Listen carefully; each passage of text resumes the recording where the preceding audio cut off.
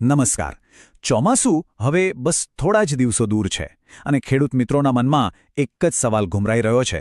આ વખતે વાવણી માટે સારું બિયારણ ક્યાંથી લાવવું? અને આ કોઈ નાનીસૂની વાત નથી, કારણ કે આખા વર્ષની મહેનતનો આધાર તો સારા બીજ પર જ ટકેલો છે. પણ કદાચ ઘણા લોકોને એ ખબર નથી હોતી કે સરકાર આમાં મદદ કરવા માટે એક ખાસ યોજના ચલાવે છે. તો ચાલો આજે આપણે આ યોજનાને બધી બાજુથી બારીકાઈથી સમજીએ. વિચારી જુઓ, ખેતર તો સરસ ખેડીને તૈયાર કરી દીધું છે, પણ હવે જે મુખ્ય સવાલ છે એ છે કે સારા સર્ટિફાઈડ બિયારણ માટે પૈસા ક્યાંથી કાઢવા? કારણ કે સારા બિયારણનો ભાવ સાંભળીએ ને એટલે ખિસ્સા પર થોડો ભાર તો લાગે જ. આ એક એવી મૂંઝવણ છે જે લગભગ દરેક નાના મોટા ખેડૂત અનુભવે છે. આ જ તો અસલી મૂંઝવણ છે. સારો પાક લેવાના સપનાની શરૂઆત જો મોંઘા બિયારણના ખર્ચથી થાય છે, અને ક્યાંક ભૂલથી સસ્તું સમજીને જો નબળી ગુણવત્તાનું બિયારણ વાવી દીધું તો બસ સમજી લો કે આખા વર્ષની મહેનત, રાત દિવસનો પરસેવો અને બધી આશાઓ પર પાણી ફરી વળ્યું. અને આ કહેવત તો એકદમ સાચી છે. બિયારણ એ ખેતીનો પાયો છે. સારા બિયારણ પાછળ જે ખર્ચ થાય છે એ ખરેખર તો ખર્ચ નથી, પણ આવનારા સારા ઉત્પાદન માટેનું એક રોકાણ છે. પણ હા, એ વાત પણ સાચી છે કે નાના અને સીમાંત ખેડૂતો માટે આ રોકાણ કરવું ઘણીવાર ખૂબ જ મુશ્કેલ બની જાય છે. તો પછી આ મોટી સમસ્યાનો ઉકેલ શું? બસ અહીં જ ગુજરાત સરકારની બીજ કીટ સહાય યોજના ખેડૂતો માટે એક મદદનો હાથ બનીને સામે આવે છે. આ યોજનાનો હેતુ એકદમ સ્પષ્ટ છે: ખેડૂતોના ખભા પરથી મોંઘા અને સારા બિયારણનો બોજ હળવો કરવો. હવે જુઓ, બીજ કીટ નામ સાંભળીને એવું લાગે કે એમાં ખાલી બિયારણની થેલી હશે, પણ ના, એવું નથી. આ એક સંપૂર્ણ કીટ છે, એક વૈજ્ઞાનિક રીતે તૈયાર કરેલું પેકેજ. એમાં કૃષિ યુનિવર્સિટી દ્વારા પ્રમાણિત કરેલા વધુ ઉત્પાદન આપતા ઉત્તમ બિયારણ તો હોય જ છે, પણ સાથે સાથે બીજને રોગચાળાથી બચાવવા માટેની દવા અને એના સારા વિકાસ માટે જરૂરી કલ્ચર જેવી વસ્તુઓ પણ હોય છે.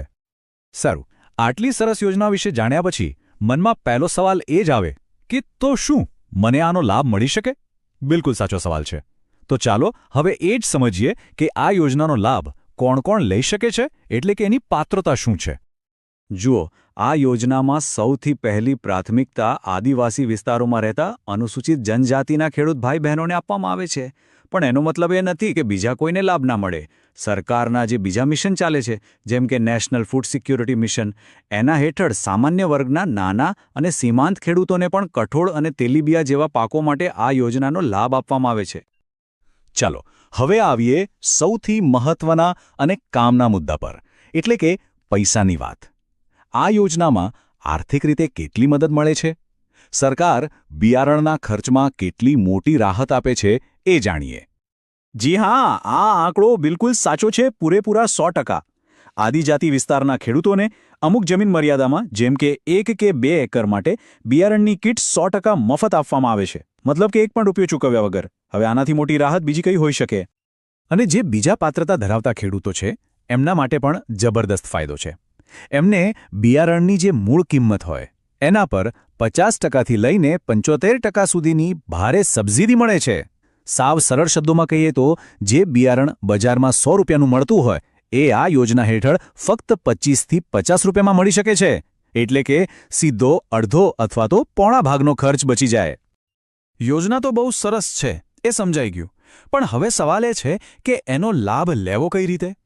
અરજી ક્યાં અને કેવી રીતે કરવાની? ગભરાવાની કોઈ જરૂર નથી. ચાલો અરજી કરવાની આખી પ્રક્રિયાને આપણે એકદમ સહેલા સ્ટેપ્સમાં સમજી લઈએ. હવે જુઓ, બધું જ ઓનલાઈન થઈ ગયું છે. એટલે સૌથી પહેલું કામ છે વાવણીની સિઝન આવે એ પહેલાં સરકારના આઈ ખેડૂત પોર્ટલ પર નજર રાખતા રહેવાનું. જેવી અરજીની તારીખો ખુલે એટલે તરત જ ગામના ગ્રામ કેન્દ્ર પર જઈને ઓનલાઈન ફોર્મ ભરી દેવાનું. પણ એક વાત ખાસ યાદ રાખજો, ઓનલાઈન અરજી કર્યા પછી એની પ્રિન્ટ કાઢીને તમારા ગ્રામ સેવકને જમા કરાવવી ફરજિયાત છે. જો એ રહી ગયું તો અરજી અધૂરી ગણાશે. અને અરજી કરવા જાઓ ત્યારે છેલ્લી ઘડીએ કોઈ દોડધામ ન થાય એ માટે આટલા કાગળો પહેલેથી જ તૈયાર રાખવા. એક તો આધાર કાર્ડ, જમીનના નવા એટલે કે ચાલુ વર્ષના 7/12 અને 8 ઉતારા, જાતિનો દાખલો જો લાગુ પડતો હોય તો, બેંકની પાસબુકની નકલ અને એક ચાલુ મોબાઈલ નંબર. બસ અરજી થઈ ગયા પછી જ્યારે પણ અરજી મંજૂર થશે એટલે તરત જ તમે જે મોબાઈલ નંબર આપ્યો હશે એના પર એક SMS આવી જશે. આ SMSમાં જ બધી વિગતો હશે કે બીજ કીટ કઈ જગ્યાએથી અને કઈ તારીખે લેવા જવાની છે. પણ એક મિનિટ, ઘણીવાર ખેડૂતો તરફથી એવી ફરિયાદ પણ સાંભળવા મળે છે કે ભાઈ મેં તો અરજી કરી હતી પણ મારું નામ આવ્યું જ નહીં, મને કીટ ના મળી. આવું કેમ થતું હશે? શું અરજી કરવામાં કોઈ ભૂલ થઈ ગઈ હોય? ચાલો આની પાછળના જે સાચા કારણો છે એને પણ સમજી લઈએ. આ એક બહુ મોટો સવાલ છે જે ઘણા ખેડૂતોના મનમાં હોય છે. તો ચાલો જોઈએ કે બધું બરાબર કર્યા પછી પણ ક્યારેક નામ કેમ નથી આવતું.